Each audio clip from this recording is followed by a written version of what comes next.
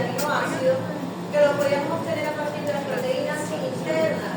Cuando se activa un proceso que llamamos nosotros autofagia, que se da bajo ciertas condiciones, hablamos de algunas metabólicas, se va a activar lo que es la digestión intracelular.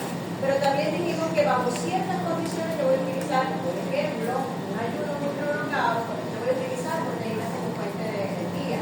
Pero además, también dijimos que como parte del control de las proteínas, nosotros las proteínas que no utilizábamos de forma normal natural, sin estar bajo ninguna condición extraordinaria, se iban a degradar e íbamos a aprovechar los aminoácidos que se liberaban de ese proceso de degradación.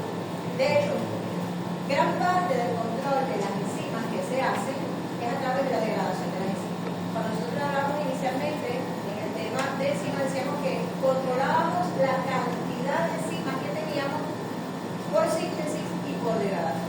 Porque luego que la sintetizamos, lo utilizamos para lo que la necesitamos, para la redundancia, y ya no la necesitamos más, simplemente esa proteína es marcada y es degradada. Ya vamos a ver cómo se hace ese proceso de marcar. Entonces, esos aminoácidos que se liberan por degradación de esas proteínas a nivel intracelular es lo que nosotros llamamos ese metabolismo intracelular de proteínas, donde se va a enriquecer ese de aminoácidos. ¿Ok? ¿Qué vamos a hacer nosotros después con esos aminoácidos? Lo que la célula necesita. Porque ya vimos que no solamente las proteínas iban a formar enzimas, como iban a formar componentes estructurales como el colágeno que hablábamos, la queratina, sino que también iban a formar parte de algunos neurotransmisores, iban a formar parte de la fase nitrogenada, entonces van a entrar en un proceso anabólico, no solamente para la síntesis, como acabo de decir, las proteínas que van a conocer, sino de esa estructura con el ácido nucleico que no son exactamente proteínas, sino que están construidas en la fase nitrogenada, que por lo menos son ácidos nucleicos, están construidas principalmente por ácidos nucleicos. Ok. Toda la parte de digestión la vimos nosotros en la clase pasada. Y también vimos cómo utilizábamos esos aminoácidos para el proceso de producción de energía. Nos paseamos, empezamos a detallar parte de este proceso donde decía que estos aminoácidos los podíamos utilizar para procesos biosintéticos, pero que también los podíamos utilizar para la producción de energía. Para la producción de energía nosotros que utilizábamos de esos aminoácidos lo llamamos el carbonato. Dijimos que los aminoácidos, la estructura de todos los aminoácidos estaba conformado por un grupo amino, por un grupo carboxilo, y lo demás era simplemente una membrana. ¿Qué es lo que vamos a hacer? Utilizar ese grupo amino para quedarnos solamente con el carbonato, porque es de donde vamos a sacar el carbón para producir energía. ¿Cómo lo vamos a hacer? Ese esqueleto carbonado lo vamos a meter en el ciclo de Krebs. Vimos que varios aminoácidos nosotros al quitar ese grupo amino lo convertimos en un precursor o en un metabolito de ese ciclo de Krebs. Y mediante eso nosotros podíamos generar energía. ¿Qué pasaba? Que cuando yo utilizaba ese esqueleto carbonado, le quitaba el grupo amino, se me iba a acumular el amonio en un tejido donde yo estaba utilizando a estos aminoácidos como fuente de energía. Y ese amonio, por ser tóxico, el organismo tiene almacenado metabólico, lo cual elimina ese exceso de amino de los tejidos. Y es trasladado al hígado. Y dijimos que teníamos algunos componentes para nosotros poder movilizar ese amonio, si era desde el músculo, que utilizábamos ya desde el músculo para sacar ese grupo amino del músculo. Ok, lo sacamos con la harina a través del piruvato. Usábamos el piruvato para sacar yo ese nitrógeno de ahí, para bombearlo y lo convierte en la harina y así se puede mover hasta ahí. Pero hay otros tejidos donde no estoy trabajando con el piruvato y con que cómo transporto yo ese grupo amino de esos tejidos hacia el hígado, que se llama glutamate transportado. ¿Cuál es? Glutamato y glutamina. El glutamato me sirve internamente dentro de la célula y cómo lo saco Con la glutamina. Por la glutamina. ¿Ok? ¿Qué van a hacer ellos? Lo van a llevar hacia el hígado y en el hígado entonces va a ocurrir un proceso de desaminación, que quiere decir que voy a liberar ese grupo amino. Y ese grupo amino me lo voy a llevar a través del grupo, a través del ciclo de la urea para formar urea y poder ser eliminado en la urea. ¿Ok? Entonces, ¿qué tengo yo aquí básicamente? ¿Cómo utilizo yo esos esqueletos carbonados para generar energía?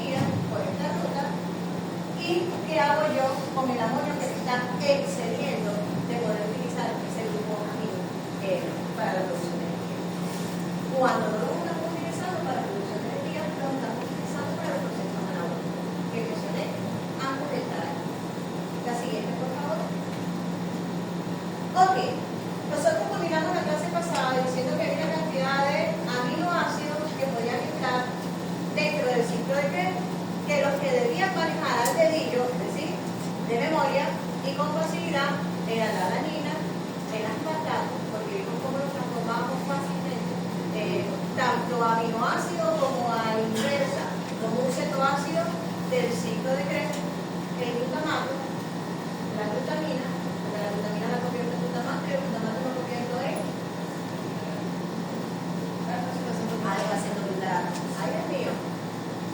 Voy a poner a 3 personas que han llevado el sol y todo, porque los demás todo por ahí. Ajá. Tienen que manejar cómo genera oxalacetato y qué genera el oxalacetato en el metabolismo de aminoácidos y proteínas. ¿Por qué? Porque es la conexión entre los aminoácidos y los carbohidratos. ¿Por qué? Porque parece que el oxalacetato es un precursor de qué? ¿De qué es un precursor del oxalacetato? De los carbohidratos para la gluconeogénesis. Entonces, el oxalacetato es un metabolito que me va a conectar proteínas con carbohidratos. Quiere decir que a partir del aminoácido puedo generar glucosa. ¿Ok? Fíjate con eso. ¿Qué otros elementos del ciclo de Krebs me van a conectar? Metabolismo de proteína y metabolismo de carbohidratos, el alfa-cetoglutarato, que lo vimos muchísimo, porque el glutamato, cada vez que pierde un grupo amino, se va a convertir en alfa-cetoglutarato. ¿Ok? Succinil coenzima A, no vimos varias reacciones, sino que las más frecuentes realmente eran mismo. Del alfa-cetoglutarato, del oxalacetato y vimos el fumarato. ¿Dónde generábamos nosotros fumarato? En el ciclo de la urea. Muy bien. Entonces, fíjense las conexiones que tenemos ya identificadas y que ustedes tienen que ir manejando. Es importante. Y bueno, hay una cantidad de aminoácidos que pueden entrar, en el ciclo de Krebs. Estos aminoácidos que pueden entrar al ciclo de Krebs, que de alguna manera me van a generar oxalacetato, llamamos glucogénico, porque de alguna manera nos puede llevar a la formación de glucosa. Pero no todos los aminoácidos pueden entrar, no todos los podemos quitar el glucógeno y convertirlo en un cetoácido, porque todos se parecen a los cetoácidos. ¿Los tienen que manejar todos? No. Los más frecuentes ya los hemos entendido: glutamato, glutamina, el aspartato, la asparagina. ¿Por qué la asparagina? De forma asparagina a partir de aspartato, por un simple proceso de desamilación. También la quinina es importante porque la quinina la manejamos nosotros dentro del ciclo de la urea. Y la ornitina. La siguiente, por favor. Ya hablamos de la gluconeogénesis, cómo podemos generar a partir de los oxalacetato. Muy bien, la siguiente, por favor. Ya hablamos de la absorción. La siguiente. Ok. Los organismos vegetales y la mayoría de los microorganismos tienen la capacidad de sintetizar todos los genes, todos. Pero nosotros los animalitos no tenemos la capacidad de sintetizar todos los aminoácidos. Entonces, para nosotros hay aminoácidos que llamamos esenciales, que son aquellos que no podemos sintetizar, no los podemos fabricar. No tenemos enzimas para poder generarlos. Pero hay otros que llamamos no esenciales, es decir, no es estrictamente necesario que yo los consuma porque yo los puedo fabricar. ¿De dónde los pueden fabricar? A partir de los no esenciales y por procesos de transaminación. Fíjense que ya nosotros, si nos vamos, para no devolvernos en la diapositiva, si nos vamos al ciclo de Krebs, ya sabemos que a partir de allí nosotros podemos generar por transaminación algunos aminoácidos. El glutamato, que es directo, que el aspartato, que es directo. El aspartato directo de los oxalacetato, que el glutamato directo de la alfa-cetoglutarato. Entonces, hay aminoácidos que sí podemos construir y aminoácidos que no podemos construir y son necesarios, estrictamente necesarios para poder vivir, porque no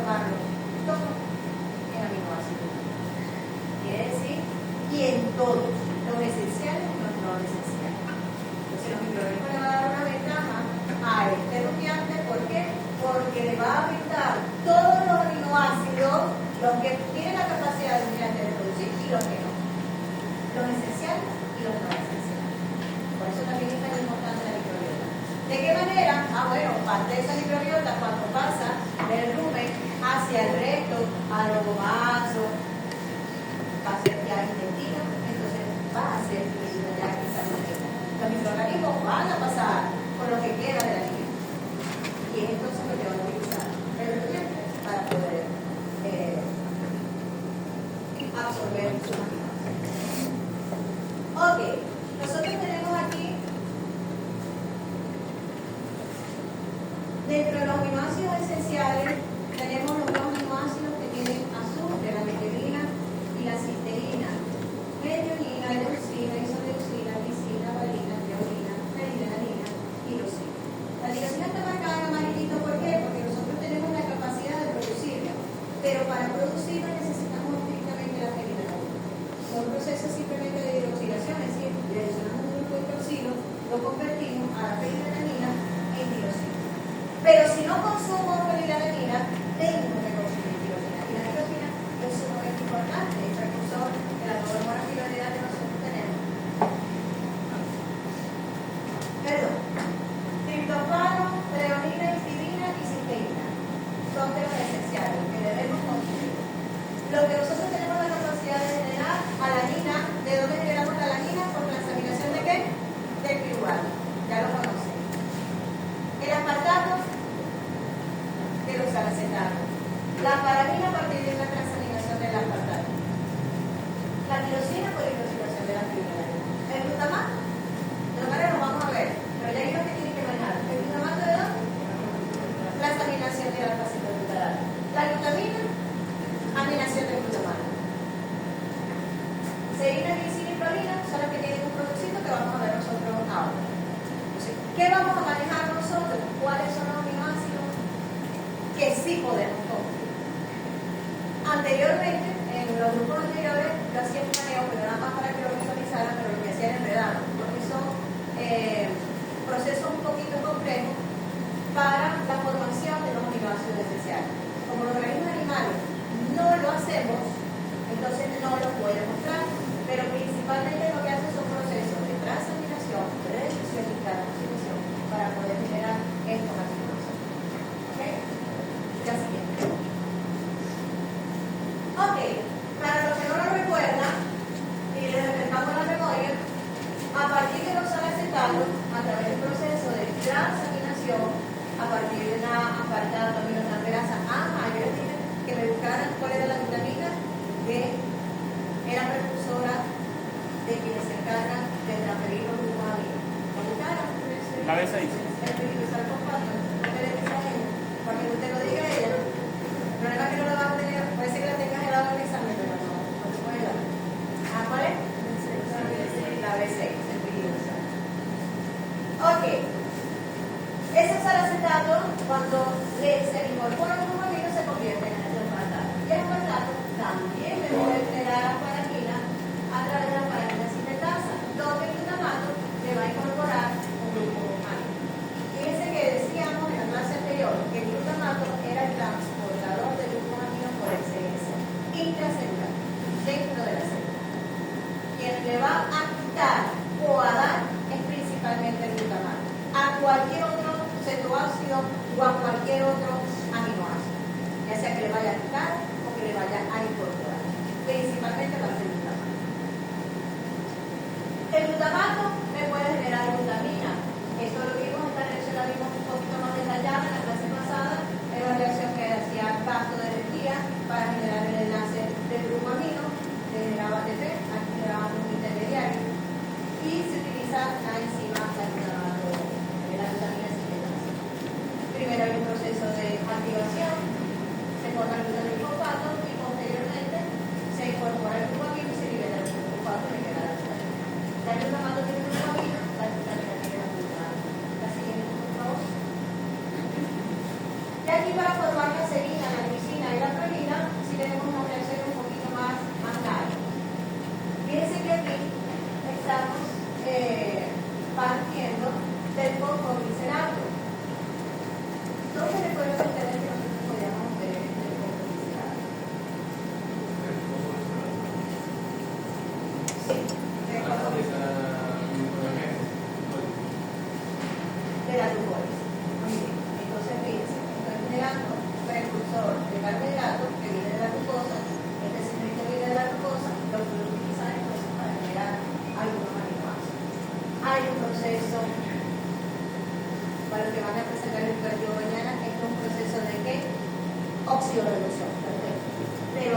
al glicerato. ¿Lo estoy oxidando o lo estoy reduciendo? Al glicerato. ¿Lo estoy reduciendo o lo estoy oxidando? Tengo NADH, perdón, NAD y se transforma en NADH. ¿El glicerato se está oxidando o se está reduciendo? Oxidando. Oxidando. Muy bien. Se oxida el glicerato, se transforma en hidroxipiruvato. El hidroxipiruvato a través del glutamato se transfiere un amino y me forma la focoserina. Esa focoserina se hidrata y me va a convertir, a través de una fosfatasa, me va a convertir esa focoserina, pierde el glutamato y me va a quedar como serina. La serina, utilizando el tetrahidrofolato, que es el ácido fólico, sumamente importante el ácido fólico, no solamente participa aquí metabólicamente, pero lo estamos viendo nosotros aquí en bioquímica por primera vez.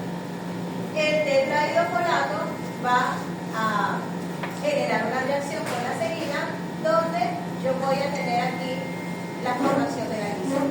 Aquí hay varias reacciones, pero vamos a tener como producto final a la glicina. Así, ahí se le transfiere un grupo metilo, pero no lo vamos a complicar. La serina puede generar glicina utilizando como intermediario al tetrahidrofolato. El glutamato puede generarme prolina. Fíjense que teníamos nosotros anteriormente la reacción donde se va a generar la glutamina, pero en este caso, a través de otras enzimas, yo voy a poder generar a la prolina, que es otro aminoácido, que vimos que era sumamente importante darle dureza a la proteína. ¿Okay? Glutamato. Glutamato, primero es fosforilado, es activado y se forma el glutamic fosfato. Ese glutamic fosfato, en este caso es todo lo contrario, se va a oxidar y me va a generar el glucosilaldehído. Ese glucosilaldehído es el que me va a generar por un proceso nuevamente de reducción, de oxidación y reducción y reducción. A través del proceso de reducción me va a generar la prolina. Pero fíjense que realmente de glutamato a prolina sí se me genera un compuesto que es un poquito más complejo porque es un compuesto cíclico. La siguiente. Bueno, debía venir la hidroxilación de la fenilalanina. Es un proceso sencillo. Simplemente hay una hidroxilación de la fenilalanina y se convierte en dioxina. Fíjense, nosotros habíamos hablado que los aminoácidos, además de, ¿por qué no vemos la síntesis proteica? La síntesis proteica toca la parte de la bioquímica de la biología molecular. Nosotros vamos a ver síntesis proteica cuando veamos ácido nucleico. Vamos a ver la síntesis. Es un proceso que no es más fácil porque tiene su nivel de complejidad. Lo vamos a ver cuando veamos ácido nucleico. Pero la síntesis de estos otros elementos que también son sumamente importantes, cuyos precursores de estos elementos son los aminoácidos, realmente son procesos biosintéticos no tan complejos. La glicina tiene la capacidad de formar los precursores de los grupos hemo, de la hemoglobina, las proteínas de los citocromos, en el caso de las plantas, de la clorofila. La clorofila tiene una estructura muy similar a la de la hemoglobina. Entonces quiere decir que es un aminoácido sumamente importante para la naturaleza. Glicina. La glicina es el precursor de los grupos hemo, también de los pigmentos de las biliares. Arginina. La arginina, por un proceso sencillito de descomposición de la arginina, me va a generar el óxido nítrico. La tirosina, fíjense que dijimos que era uno de los aminoácidos más importantes, lo podíamos generar a partir de la periodonina. Va a encargar no solamente que me va a generar la dopamina, la noradrenalina y la adrenalina, sino que las hormonas tiroideas también. El glutamato es precursor de un neurotransmisor, el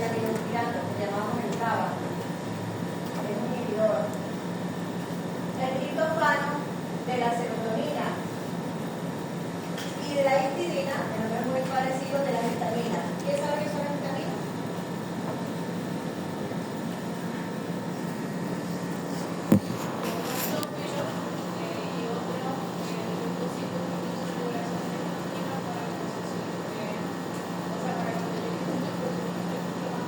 Perfecto.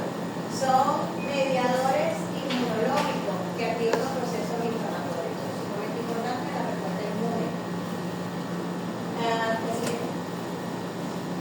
La serotonina es un neurotransmisor, pero es lo que llamamos nosotros una neurohormona, porque controla muchos procesos, incluso que la segunda también controla otras, como la grasa.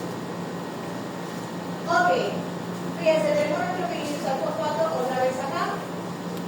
Glutamina, glicina, asparagina y mucho ATP necesito yo para poder generar las bases nitrogenadas, específicamente la purina.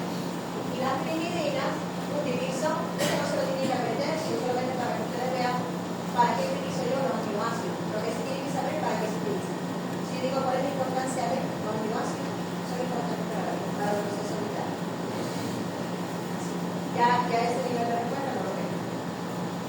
Asparagina más el carbamil, nosotros formamos carbamil ¿en dónde? Ciclo de la urea. En el ciclo de la urea.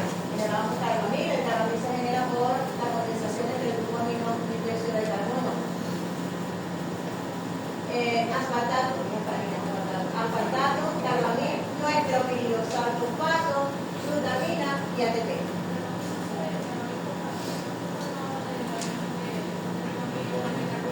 Bicarbonato, ¿qué es?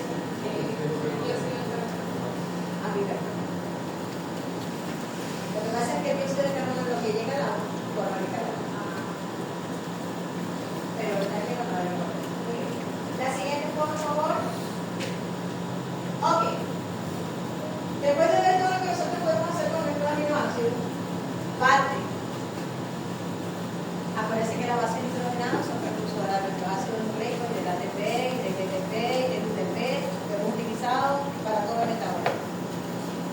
¿Cómo podemos obtener nosotros este proceso de obtención de aminoácidos a nivel intracelular? Nosotros hemos dicho que en ausencia, como hay que colocado, en ausencia de suficiente fuente de proteínas, cuando nosotros estamos haciendo cualquier ejercicio o cualquier actividad, la célula va a utilizar todo lo que tenga la fuente de energía. Ciertamente nosotros tenemos un gran depósito de energía en nuestros ácidos grasos almacenados, en el cerebro, en nuestro líquido, en nuestro depósito. Pero para que eso salga de allá, el carbono tiene que llegar, liberar, hacer glicólisis y que esos ácidos grasos entonces lleguen al hígado, lleguen al músculo, para que entonces puedan generar energía. También tengo una fuente interna ahí dentro de la célula, son las proteínas, y voy a empezar con el proceso que llamamos nosotros autofagia. ¿Por qué se genera la autofagia? Por un déficit de energía, por déficit de ATP. Se activa un mecanismo celular,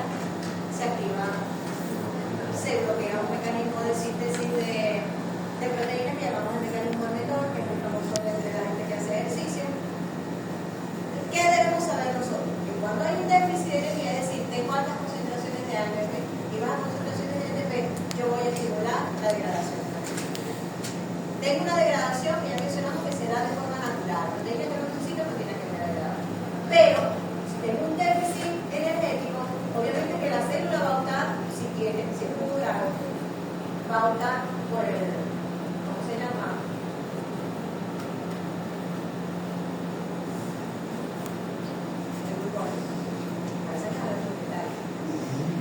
Por el glucógeno.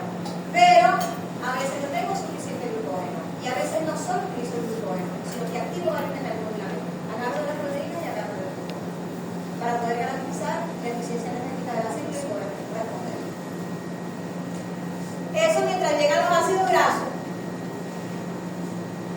Ese mecanismo intracelular es lo que llamamos nosotros autofagia. ¿Es malo? Sí y no. Es malo cuando no consumo ninguna fuente de energía y no consumo suficiente proteína. ¿Por qué? Porque la proteína que estoy degradando no tengo manera de sustituir.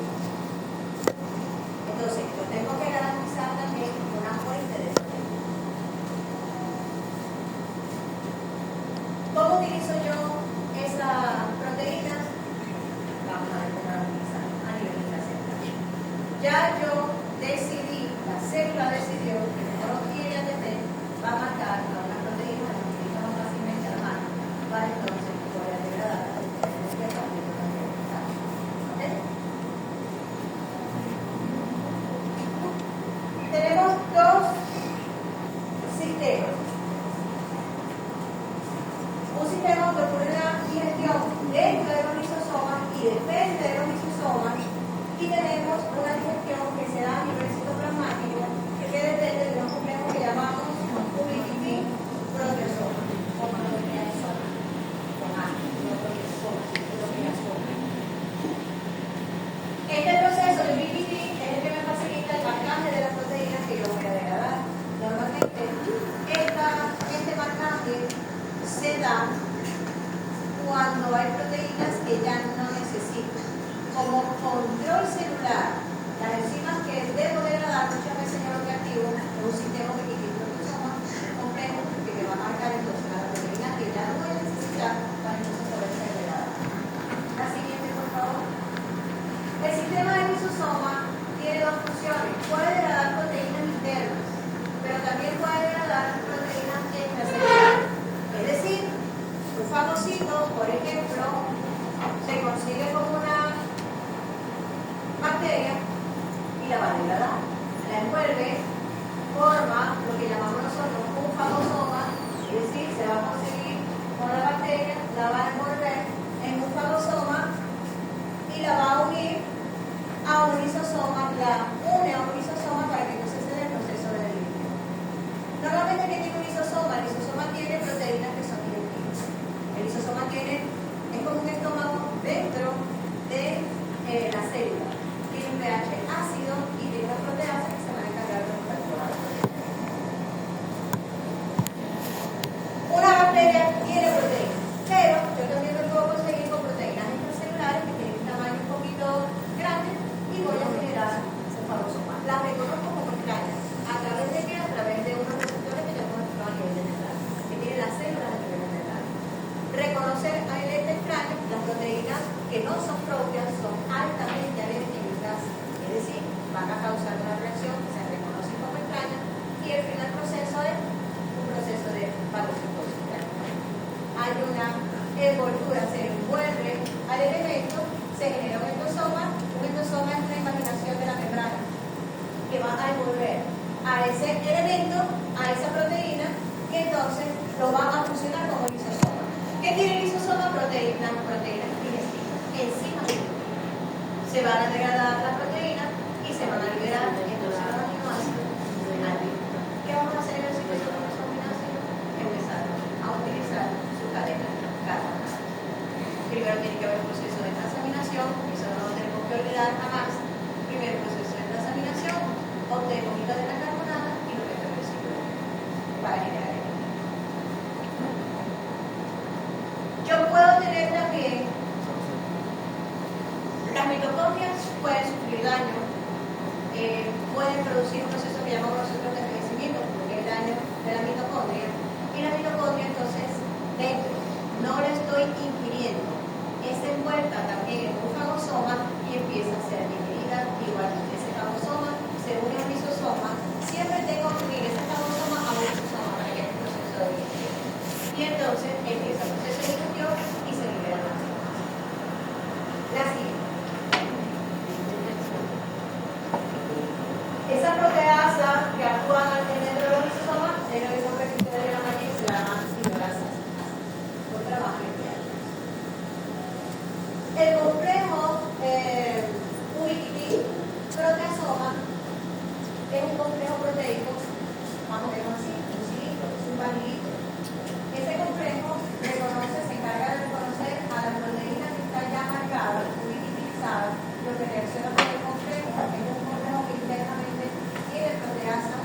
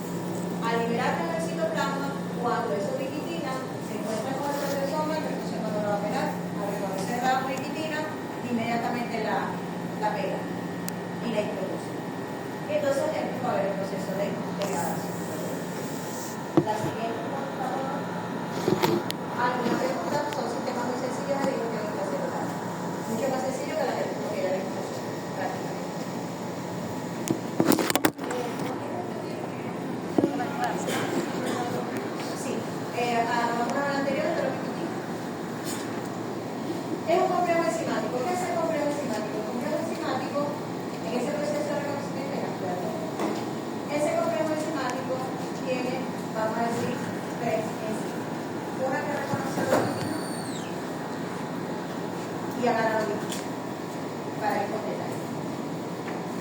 Vamos a decir que esta es neutral. La otra enzima, la otra parte de la enzima reconoce al sustrato que va a degradar, la proteína que reconoce que va a degradar. Para reconocerla tienen que reconocer ciertas regiones de esa proteína. Hasta ahora nada más se han conseguido aproximadamente 11 tipos de este complejo de ubiquitina que tiene la capacidad de reconocer secuencias específicas. Reconoce esa secuencia específica de la proteína que va a degradar y se la transfiere a la ubiquitina y lo libera. Esa proteína que ya está marcada es la que reconoce el protesoma. Cuando se va a hacer cerca del protesoma, el protesoma va a reconocer esa colita de ubiquitina. ¿Qué es lo que pasa? No necesito solamente ubiquitina, sino que necesito incorporar varias ubiquitinas para poder entonces liberar. Lo llamamos una colita de ubiquitina. La siguiente. ¿Alguna otra pregunta? Ya va.